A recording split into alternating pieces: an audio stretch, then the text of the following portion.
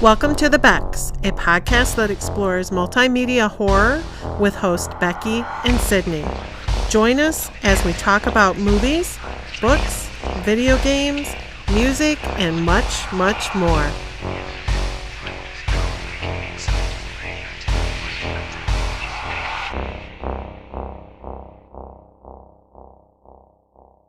Thank you so much for joining us. My name is Sydney Rebecca. And I'm Rebecca Snow. And we're the Becks. And we're talking about Nosferatu. Came out in 2024 because it was like a Christmas film, apparently. Released in theaters in 2024?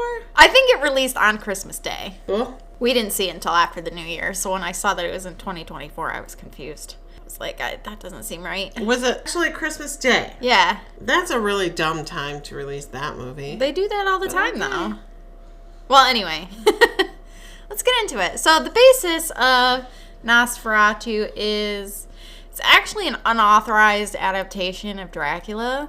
So it's like one of the first ripoffs, which is interesting. And I'm pretty sure they tried to sue, but they never got to do that. And it was originally a silent film from 1922. The full title was Nosferatu, A Symphony of Horror.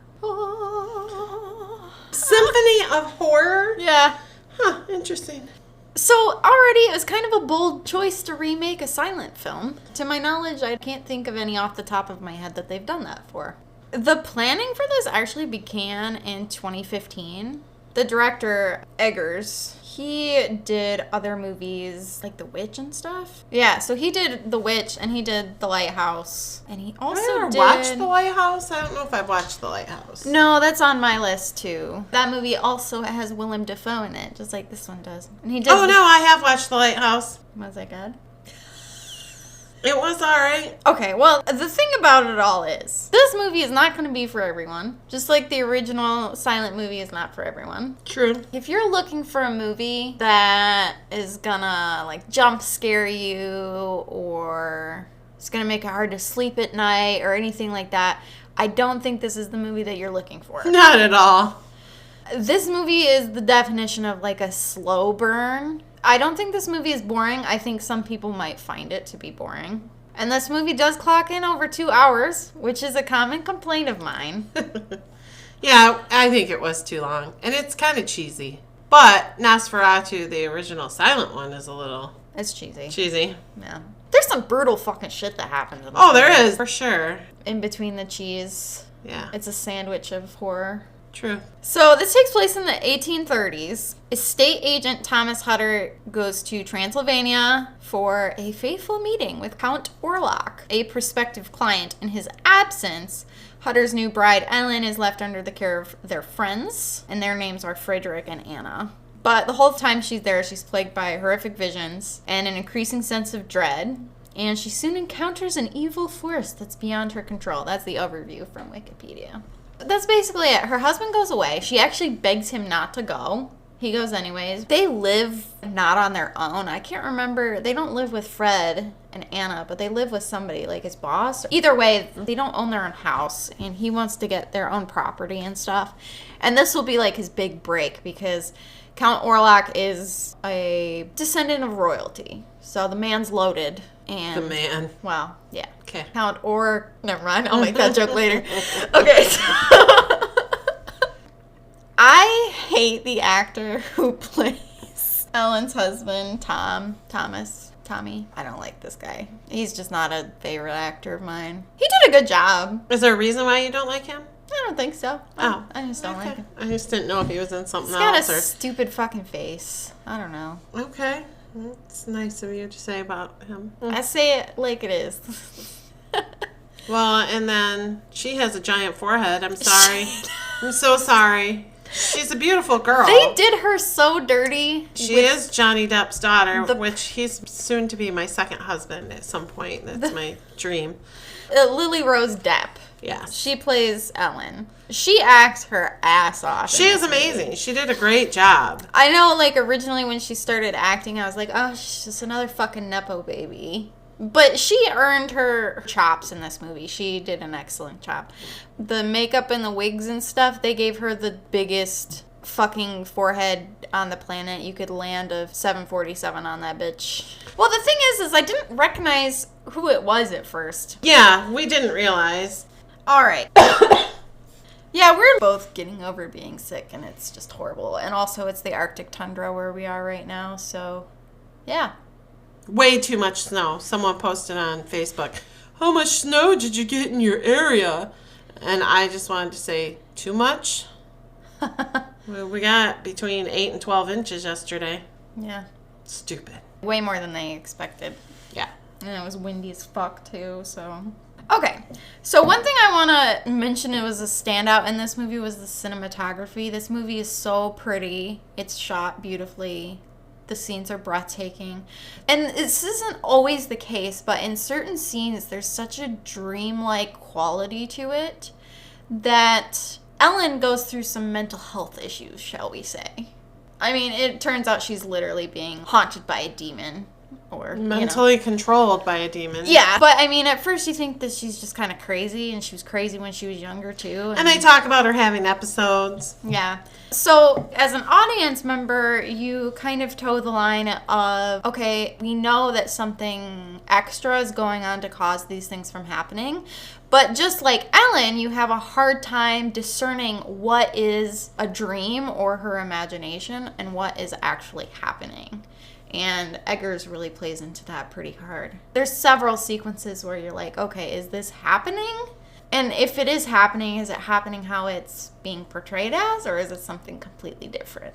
So I think the strength of this movie is definitely in just how it's shot, and there's definitely a lot of showing versus telling in this movie with the environments, and a lot of times directors will use if they're trying to be subtle about something, they'll use environments and stuff to give you a peek into a character's mindscape and how they're doing emotionally or mentally. But I do have to say that she is a little crazy.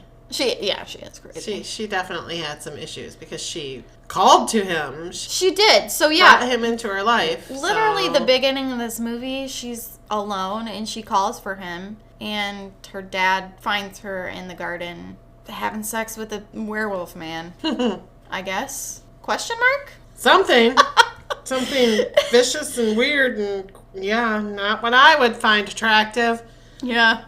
The musical score also I want to talk about. Beautiful. I loved the music at all points of this movie. Because I always have attached emotions to music anyways. Like, I feel very deeply when I'm listening to music. I have an emotional reaction when I'm listening to music. So if the soundtrack is particularly good, and you're someone like me who feels like that, it's telling the story in another aspect. It's for sure. Thomas leaves, and he journeys for a little while because they're in Germany, and he goes all the way to Transylvania. Now, I'm not sure exactly how far that is. It takes him a couple of days. 2 days? Because he stays overnight at this village. It's Romani people. They don't really like him there. No, they sure don't. They don't want him there. They, steal his horse, which is kind of funny. Yeah. They wanted to prevent him from going to see Count Orlok, because they basically were like, no, you can't go there. That dude's a vampire. Yeah. And he was like, you guys are dumb, fucking superstitious idiots. Probably there was some racism there as well. Because, it was 1830. And the Romani people have never been treated well, ever. But probably, especially not at that time. When white people were colonizing everything, he wakes up in the middle of the night because they're sacrificing a virgin to Nosferatu? Question mark? This is what I'm saying. It's a weird movie. You're not really sure what's happening at any point in time. So there's just this naked virgin girl on a horse. But that's like the original silent film. You really don't know what's happening at any given point. I mean, sometimes you do. Yeah. But not all the time. I've watched the silent version, a couple months ago. We were going to talk about that one and didn't get to watch the whole thing, and Sydney didn't watch it yet. I was lost a lot of the time. As a silent movie, it probably makes it a little harder. But this one even, it was, at times you're like, okay, so what significance does this have in the story? What are we looking at here? And we are seeing it from Thomas's viewpoint, and he is ignorant of their ways, and he's nosy, which is the common white issue. Instead of being a smart white, like staying in bed, he decided to get out of bed and be nosy. And they literally staked a vampire. Staked? Yeah. Yeah. Stake a vampire. Yeah, they dug somebody up and staked them. Yeah, it was weird. And the naked girl was there for some reason. I'm not totally sure why that was necessary. I don't know. Always gonna have some boobs. I do want to point out, a lot of people were like, oh, the nudity in this movie is just over the top. I don't know if I'm desensitized or what, but there were some nice boobies. And there was the faint shadow of a peen at one point. And some butt cheeks. But that's it. I really thought that they would be hardcore sex all the time. And, like, the way people were talking, there was, like, 2 sex scenes, I think. Yeah, and it wasn't crazy. Yeah. Really, there wasn't a lot of nudity for me. No. Because we thought we were going to be uncomfortable because we went with some friends. It was weird. Well, the movie in general was just kind of uncomfortable. It's very true. The whole premise of it. But it's on purpose, okay? This movie doesn't want you to feel comfortable in its presence. It's eerie and it's gross. Very gross. And it's spooky. Yeah, for sure. Spooky. So he has to walk the rest of the way. He wakes up, the village is abandoned, his horse is gone. But he doesn't have to walk very far before he gets to these crossroads. And I don't know if you've ever... I thought this was kind of an interesting nod to different folklores because lots of different things happen at crossroads. For sure. Like, that are significant. You hear about, like, crossroads demons and stuff like that. This scene was so fucking pretty. I still think about this scene because it was just so... It was beautiful. It was beautiful and it was creepy. It's so dark. He's in the woods alone. It's snowing. Everything's muffled because of the snow. And it's so dark. There's no lights anywhere, like I said. And in the distance, he sees this carriage approaching. And it is fucking flying at him. Me, I would have dove to one side like an idiot. Yeah, me too. I mean, it stopped before it did that. Yeah, but I'm not going to stand there and take the chance. I've been hit by a car. Things don't stop usually. But the carriage does stop, and the door just opens by itself. There's no one in it. There's no one driving it. No, so it's creepy, and he just gets in. He does just get in. No. And the thing is, too, is before he left, Ellen was like, hey, I am getting wicked bad vibes. And I would really prefer it if you didn't do this. And he was like, put your mental health issues away. We're not going to discuss this now. Yeah, right. I'll see you later and I'll have a bunch of money. So she was seriously distraught when he left. And the whole time that she was gone, she was just like stuck in this miasma that no one wanted to deal with. Especially her brother-in-law, Fred. Played by Aaron Taylor Johnson, who is yummy. Oh, you like him? I do like him. Oh, his character's kind of a dick, though. He goes through a lot. It's awful. So there's a lot going on there for him. So Fred has a lot of money. He's super well off, and it's shown in the movie that Tom has had to borrow money from him in the past. He's like the ship guy. He owns the shipyard. He runs it. I don't know exactly what the correct term is. And he has twin girls with his wife, Anna. And Anna is very empathetic. She feels super bad for Ellen and is sad that she's fucked up in the head. Well, because she considers her a friend, I think. Yeah. She really does. Mm-hmm. But Ellen starts to have these crazy fits. They call a doctor in. It's almost epileptic seizures. She kind of just goes into weird fits. Yeah, and she's moaning and making everybody uncomfortable. Yeah, she does that too. Sleepwalking. The moaning is pretty sexual. It is. That's 100% sexual. They call, I don't want to say psychiatrists because they didn't have those back then. He's definitely not a psychiatrist. Yeah, that's what I'm saying. An alternative sort of doctor. He runs the asylum. Alternative sort of doctor. Yeah. He's very kind to Ellen, though. He doesn't do anything too crazy to her. No. He actually is like, I'm totally out of my depth here. I actually have this weird old colleague that could help us out. And he takes Fred to see him, and it's Willem Dafoe, and he's the cat man. He has so many cats. And I'm like, I'm going to like so many cats. I'm going to like this guy. That many cats, and you're like, oh, I like this guy? I know you love cats, but that's a lot of cats. It was a lot of cats, but his house didn't look dirty. Okay. Didn't look like they were pooping everywhere. I guess. I do think it's funny, though, because Ellen and Tom have a cat. Which, speaking of which, cat doesn't die. I already mentioned this. But in the theater, I literally looked it up. She did. Immediately, as soon as she saw a cat. I went, She pulled her phone out. In the middle of the movie theater. I was disgusted by her. Listen, I have to know. But I knew what she was searching for. And then she leaned over and said, pass it down. The cat lives. I don't want to be traumatized by any horrible animal death, okay? And they're still actually traumatizing horrible animal death. The dude bites the head off the pigeon, which was terrible. That's later on. That is later on. So it turns out that the real estate guy who Tom works for, he's Igor. That's not the right term. That's Frankenstein. What the fuck? It's Renfield. I knew it was an R. Oh, that's right. So I was like, I have no idea. Thomas's boss, he's the Renfield. But again, this is Nosferatu, so it's a ripoff. It can't be Renfield. It's, whatever that guy's name is. Anyway, he is preparing his master's place and being weird. He's some of the nudity you see in this movie. He's crazy. They caught him running around naked. Yeah. Which you can't do. He acts normal till he gets what's-his-face to go. Yeah, it's like as soon as Thomas leaves, he's like, all right, I'm going to be crazy now. Yeah, and then he completely acts insane. So then it kind of draws into question, was it a real deal? Because Ellen's having her fits. His name is Dr. Sievers, the not psychiatrist. Willem Dafoe's character's name is Albin Eberhard von something. Von something. Franz. I don't know why I didn't remember that. I don't remember anything. I don't know why you ask me names and stuff. I just watch and then I see that. So Dr. Sievers is investigating Ellen, and then Crazy Boss comes in. Dr. Sievers is actually played by Ralph Ineson, and he was in The Witch, too. He played the dad. He's a good actor.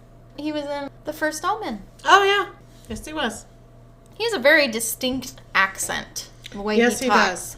So Dr. Sievers is kind of convinced that shit is connected. I mean, he's not, but he's coming around to the idea. Von Franz is crazy. Mm-hmm. In an awesome way. If I was any of these men in this situation and I had to deal with, my sister-in-law's crazy, my brother's missing, which, by the way, Thomas has been gone a long time. He's totally missing. He said he was going to come back in 2 weeks, but... He didn't. He did not. Spoiler. Which leads to more of her psychosis, too. She starts freaking out even more because her husband's not home, and all she wants is him to come back, and she doesn't understand where he is, And Fred's pissed because he's left with his crazy fucking sister-in-law, which is kind of his responsibility to take care of now that his brother's gone. Yeah, and he doesn't want that to be his responsibility, though. It really bothers him. Which is fair. Yeah, it shouldn't be his responsibility. But back then, that's what they did. Half the time, the brothers had to marry the widows. Weird. It is weird. I would never have married Vince's brothers.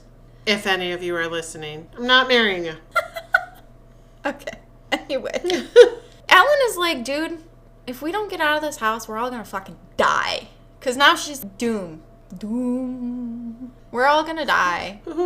Thomas is, well, she won't admit that Thomas is dead. He's like totally dead. I mean, he's not, but she should admit he's dead. Yeah. Everyone else does, for fuck's sake. Even his brother. But she's like, no, he promised me he would come back. Okay, Ellen, take your Valium.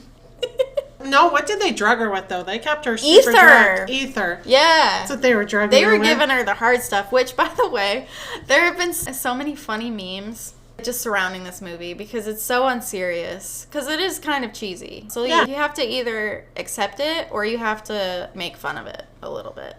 So a lot of people on the internet are making fun of it. Fred and Dr. Sievers have obviously been drugging her with the ether, and Von Franz is like, no, you can't drug her anymore. She needs to be in her right mind. Because he's going to try to, exorcise her of her demons. Yeah. He's going to fix her. Yeah. And Fred does not believe at this point, he just thinks she's crazy. He doesn't believe, like, demons or anything like that. Well, because for her whole life she had fits, they talked about. And so he just thinks that that's part of her, that it's not something other than she's just mentally ill. But he's desperate enough to try anything. Yep. So Dr. C... So he's like, no, you can't give her any more ether. She has to be clear-headed. And Dr. Seavers is like, but then she'll rave all night. And, yeah, and Dr. Franz says, then rave she must. Her brother-in-law is like, she will tear apart my entire house. They're like, oh, well, let the sister party. Yes. And they restrained her, too. Yeah. Yeah, so they drugged the shit out of her, and they fucking tied her up, and it was all a little bit fucked up. But they didn't have the good drug. Well, they had the good drugs. Well, they were bad drugs. Anyway, they didn't have the drugs necessary. Let's just say. Yeah, all of that. Thomas arrives at the castle, and Count Orlok is crazy. So he's played by Bill Skarsgård, and he is so good at what he does. This man has range. He literally played it, Pennywise. And then he went to this. I kind of get Ellen a little bit. Just a little. He was the Crow, the new one. Yeah, I won't watch that. Well, neither will I, but he was in it. I respect him enough as an actor that I'm almost tempted to watch it just for him, but the original's too good. We need to talk about... The original? Yeah. For sure. Which we will do. He is very mysterious and shrouded in shadow. In the movie, he switches between English and some Slavic language that I'm not totally... I'm going to look it up. Oh. So, he speaks a reconstructed form of the extinct Dacian language, which is considered an ancient Romanian tongue. I was going to say Romanian, but then I was like, I'll probably be wrong, and then I will seem stupid. It's a dead language, so it's like Latin. That's cool. Super interesting. They really pay attention to details in this movie. Again, that's just one of its stronger points. I don't want to say this is like an art house film and like it's like Oscar bait or anything like that. I do believe this movie isn't for everyone. However, I do believe it was incredibly well made, well acted, well produced, well scored. No, it was a good movie. Yeah. Thomas is really scared of Count Orlok. Well, wouldn't you be? First of all, he hides in the shadows. Second of all... Maybe he's shy. He breathes very scarily. He's old! I can't even do it. I can't do it. You have to watch to know. Just the breathing. The breathing. And then his long-ass, pointy fingernails. And his bony-ass hands. He's just an old, sick man. He is a creepy, creepy giant man. He's big, too. He is big. But bony. It's weird. It's weird.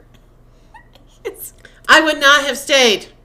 So I would not have got in the carriage. It's about the bag. It's about the cheddar. He wants that future for his wife. Yeah, well, that turns out phenomenal. Okay, so it really doesn't, okay? So in the movie, you're like, okay, this is like a land deed ownership, whatever, signature that he needs from Count Orlok. Does Thomas look at the form that he's handing him? Like, does he look it over as the realtor? He did not. He doesn't look at shit. Not at all. He kind of hesitated, but not for long. Yeah, so Count Orlok signs it as he's supposed to, and then he's like, we need your signature as the arbiter or whatever. You know? It's very good. Talk like that all the time. No, shut up. I don't even want to re-listen to this later. I know it was terrible. And he's sweating. Ugh. He is pouring sweat in this scene. It's so weird. But he signs it, and then he passes out. He also, at one point, cuts his finger, and Count Orlok is like... Yeah, grabs his... Ugh. I don't know. You should be careful. So he wakes up, and I think at this point he's... Oh, those Romani people might have been onto something. Like, I don't think he thinks... I know I'm a little distracted. If I sound distracted, it's because I can't get anybody to plow my driveway. And the ones that she has plenty of offers. Yeah, shirtless weird men. Thanks. Hey, those shirtless weird men could one day be fans. You can't alienate our shirtless fan base. Comment down below. Are you wearing a shirt right now? So this man, Thomas, he's like, I'm going to go snoop around. I'm going to be a nosy white boy. For some reason. I really questioned Thomas's sanity.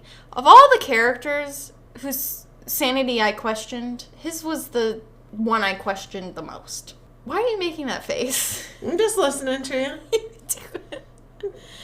This man was stupid. Yes, he was. And nosy. And nosy is if true. he had just minded his own business, I'm not saying that Count Orlok wouldn't have killed him. I'm just saying, if he had just minded his own business from the beginning of the movie, like, oh, royalty in buttfuck Transylvania, actually, no thanks. Day one, he and Ellen would have been fine. Yeah, possibly. No, she wouldn't have been fine, though. There was something No, she there lost. for her. No, because it was as soon as he signed the contract. Oh, that's true. And if he had never done that, because the contract, spoiler, was not about real estate. No shit. It was annulling their marriage or something. Yeah, it had to be. So she could be Count Orlok's. Because Count Orlok really cares about marriage certificates. Apparently. For some reason. Well, because she's meant to be his. Well, yeah, he wanted to own her body and soul, blah, blah, blah, whatever. Antiquated notions. That happens in the 1830s, Sydney. Mm-hmm. So he goes down into Nosferatu's little crypt and tries to stake him. He's naked in his little coffin. And he's just rotting there. He's got maggots crawling on him and everything. He's so gross. He is really super gross. Just... I was expecting a la Dracula, which is my fault. I mean, also, I was just looking forward to seeing... Well, I thought maybe he'd just look weird, like the silent film. The thing about the novel, too, was that the more blood Dracula drank... The prettier he got. Yeah. In the original, that wasn't true, so I don't know why I expected it here. I just wanted to see Skarsgård be beautiful again. He's not beautiful at all. Well... At all. When you're one of the monster fucking girlies, he's not where you draw the line. I'm not saying I am.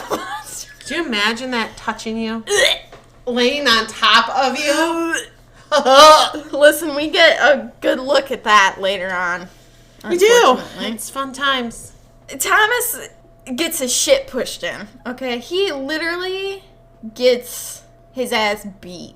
But he does manage to escape. He, jumps into a river, and a nun finds him. And they're like, hey, you got an evil spell on you. And you need to stay on concentrated ground. Concentrated? Consecrated. Consecrated holy ground, yes. That concentrated ground is where you want to be. The concentrated Jesus ground, you know what I mean? Well, it's kind of the same thing, right? Yeah, exactly. Not far off. And he's like, no, I have to go get Ellen. She was right. And he's half dead. He steals one of their horses, which, rude, by the way. You just stole from nuns. It's kind of a douche thing to do. And he rides all the way back to Germany. He does. And he saves the day. Is that what he does? Yeah. And the movie ends, and it was great. Yeah.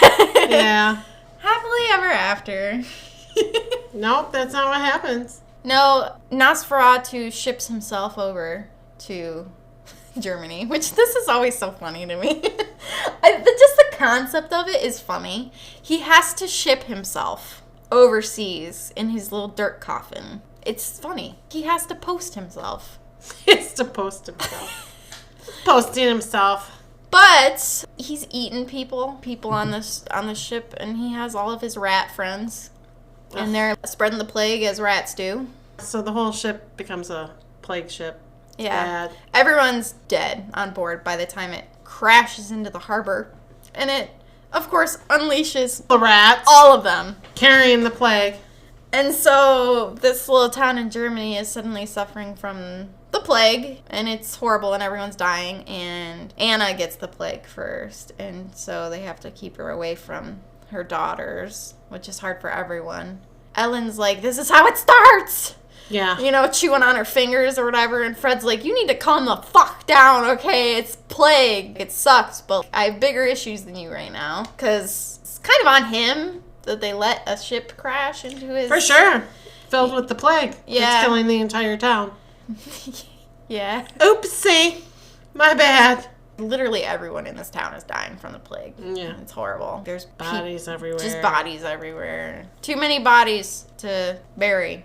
In the midst of all this, Thomas shows up, but she has a dream that Nosferatu's coming. And he's like, hey, you can come to me willingly. That'd be great. But if you don't, I'm going to kill everyone you love. And that's kind of fucked up. Kind of? It's pretty terrifying. And he says he's going to make them suffer. So. Oh, yeah, it's gonna make them suffer. Which leads to one of the most shocking scenes in this movie for me. I did not expect them to brutally kill the little girls like they did. Oh, yeah, and that shocked me, too. It's technically even kind of off-screen, because you see their shadows get murdered. Mm-hmm. But it's still... horrible. Holy shit, was it horrible. Because these little girls are like 4, 5. Cute little girls. They keep having nightmares about there being a monster and stuff. And then there really was a monster. And he slaughtered them. And he literally... It was really bad. He slaughters them. And then he kills Anna. Anna witnesses this. Because she woke up and, I don't know, she sensed something was wrong. She was getting the creeps. So she checked on the girls, and... Oh, it was bad. Yeah, it was horrible. Like, again, this is a really good scene, but it was super horrific. Yeah. Not for the faint of heart. I mean, it's horror. You gotta know what you can deal with before you go into watching something, So if child murder is not for you, maybe give this one a skip. And Anna, she gets chewed alive by plague rats.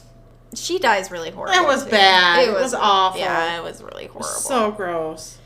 Fred thinks this is all Ellen's fault because I'm not really sure why, actually. I don't know if he's just has to have someone to blame. Yeah. In his madness because of everything that happened. At this point on Friends, it's like, okay, the beast is coming here. We need to kill him. Fun fact about this movie is they did use an absurd amount of live rats to film those scenes. They're not CGI rats, so... I couldn't do that. That's too many for me. It would freak me out. It would freak me out so bad. I'm pretty sure Willem DeFranco went on record and said that, he was friends with them. All those rats, they were his friends. Good.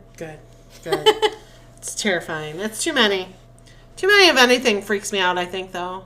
Too many people? Nope, don't want to be there. Too many rats? Too many... Don't want to be there. Now dogs. That could be 500,000 dogs, and I'd be okay. Okay, cat lady. That sounds noisy. Okay, cat lady. At least cats aren't loud. At least most cats aren't loud. Jesus. Get one in heat. Talk about loud. Well, that's why you are a responsible pet owner and you fix your animals. Yeah, well, that doesn't happen all the time, does it? Anyway. Too many crickets. That freaks me out. Just saying. Is that just it's your phobia? Is just a plethora of anything. Crawling weird things, yes. Too many dollars. Too many shirtless men on the Just want my driveway plowed, man. That's all. Don't need anything else. Let's get back to it. So the main peeps, Thomas is like, no, Nosferatu's real. Well, they don't call him that. Count Orlok is a monster. He's after Ellen. Franz is like, I knew it. Dr. Sievers is like, okay, well, we got to do something. Fred is angry because he wants to blame Ellen, but it's the plague, but he doesn't think some mystery man is the cause of all of their woes. So he's kind of the holdout, but he kind of loses his mind after he loses his wife and his daughters. For sure. Which is if fair. Anyone would. Yeah. Yes. But he, unlike the other men, he's not obsessed with killing Count Orlok. He really just wants to be with his wife and daughters again. He catches the plague as well. Yeah. And then he goes to his... I don't even want to say it. It just fucking depresses me. It's gross. It's depressing.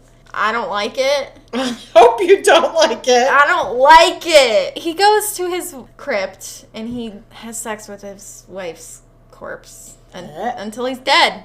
Which I guess if there's a way to go out, having sex is the way to do it. But, like, not with the dead person. No. I don't care if they are your person. That's not the way to do it. Yeah, they're like, damn, we gotta kill this guy. This is where I don't know. I really liked how they ended this movie. It's very sad.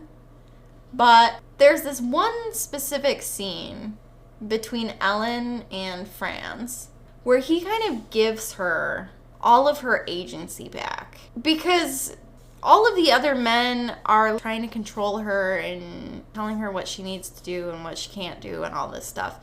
Franz is like, actually, I think we need you. I think you're pretty pivotal to what's going on here. Mm-hmm. And I think if anyone is going to be the cause of his demise, it's going to be you. We can do all these different things to distract him or do whatever, but you're the key. But you have the power. Yeah. And he had read in a journal or a book, I guess, whatever it was. Allegedly. Yes. But allegedly, if she did certain things, if she laid with him... Basically, they needed to keep him occupied so that he didn't slink back to his little dirt coffin. For the sunrise. Yeah, and the rooster had to crow 3 times. Mm-hmm. So Ellen's like, I can keep him busy. And she did, and it was gross.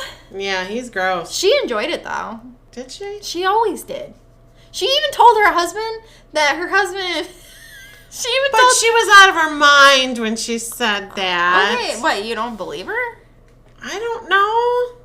She was out of her mind. She said that could have been him making her say that. She had the best sex ever when she was fucking Count Orlok.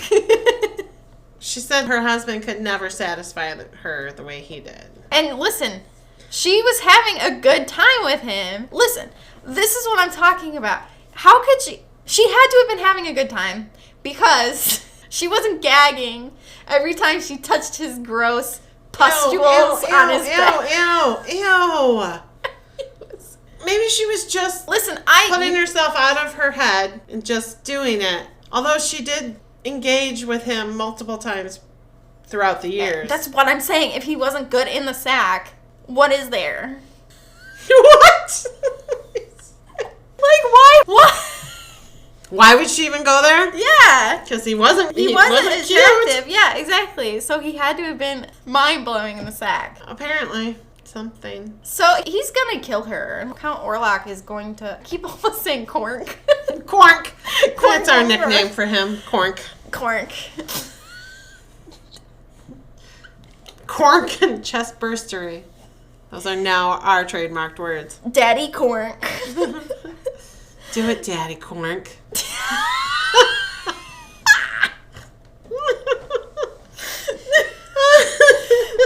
is so unhinged. What the fuck? Okay, anyway. I don't know what to edit and what not to.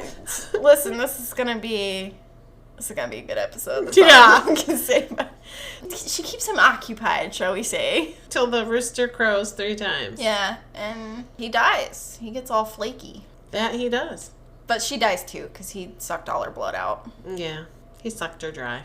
But she looks so peaceful. She's beautiful. I mean, it's very sad. Thomas survived. Yeah, they got there too late. Yeah, they were burning his coffin so he couldn't return to it. Which was all kind of a setup to keep Thomas and everyone else away from her so she could do what she needed to stop him from killing the world. Yeah. Because make no mistake, he was gonna get Ellen and then he was gonna eat everybody. Mm-hmm. And travel from town to town and destroy them all. Yeah. Because he could. He's a big, ugly, scary demon man. Yeah. Apparently he's good in the sack, though. That's what you say. Multiple times, She did. She was lonely, so she called him. That's how she ended up there. And let me tell you, there is no loneliness that could possess me. No, me either. Not at all. Ever. Not happening. That's gross. If Count Orlok looked like Bill Skarsgård. Well, yeah. All day. All day. That's a cork right there. It's a Cork. That's Daddy Cork. That's Daddy Cork. As long as he looks like Bill Skarsgård and not like oh God, the makeup is so good. It was so. It gross. is. I mean, they did a great job with making him absolutely terrifying and disgusting and yeah, not good. It's one of those things, right? We talked about this before. So much of the mythos of vampires is unacceptable by society standards, unacceptable sexual desire. So whether that's being a sexual creature, because women were some of the most repressed people on the planet for so long, especially in the 1800s, good lord. Ellen had to summon a demon to orgasm. I cannot believe you were saying that. Well, am I wrong? Well, I guess it depends. It's what she did. She did do that. She did. But she was looking for companionship, too, not just for... He satisfied her for a time. He And did. then her dad caught her fucking the werewolf dude. And then he was like, you can't do that, actually. Is it too late to say listener discretion is advised? Probably. P.S. Listener discretion is advised. Happy Valentine's Day. Yeah. What a love story. Franz takes her cat, by the way.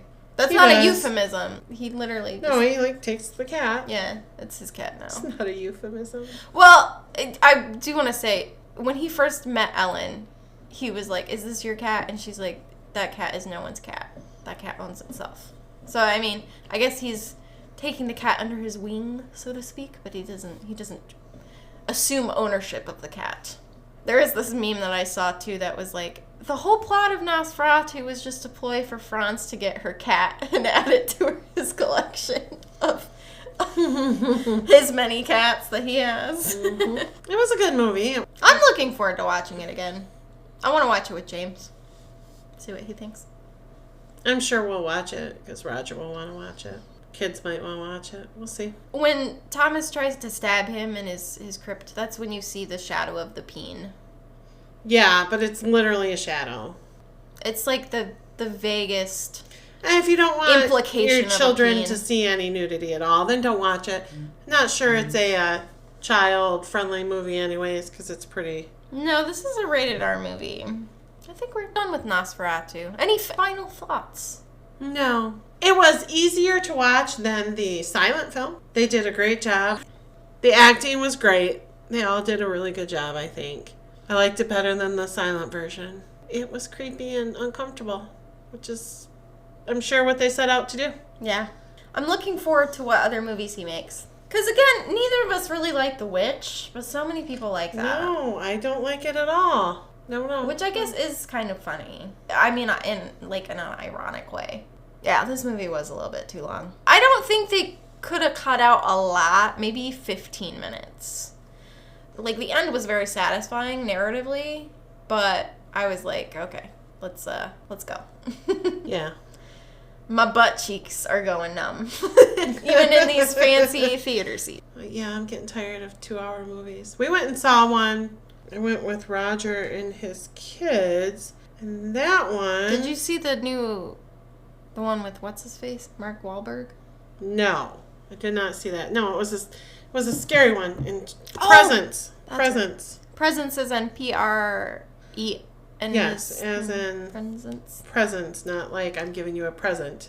But there's a presence here. Mm. We saw that, and that one was... I feel like I recognize that director name. Never mind. What? I don't know guy what is happening. What? Okay, the movie Presents was directed by Steven Soderbergh. This man has directed some strange movies. So Presents is the first one that pulls up because, that's his newest. But he also did Ocean's 11 and Ocean's 13, Traffic, Logan Lucky, out of the blue, Magic Mike. The Magic Mike is what threw me. I was like, wait, he did this? But he did Contagion, too. Oh, I remember Contagion. Presents was actually an hour and 25 minutes. Ooh. Wow. Yeah. I wasn't sure I was going to like it, and we'll talk about it some other time. Hopefully it'll come out and Sydney can watch it. I would like to discuss it because I just would. It was different, and I thought I was going to hate it, and then I didn't. So, Nice. yeah. Interesting. But an hour and 25 minutes. That's snappy. Perfect time. You're out. Not even an hour and a half. That's Yes. snappy. Snappy. I like it. All right. I found a plow guy. No idea who he is. But is he shirtless? I don't know. Probably they're all shirtless. Today, the pod, tomorrow, the world. My name is Sydney Rebecca. And I'm Rebecca Snow. And we're the Becks.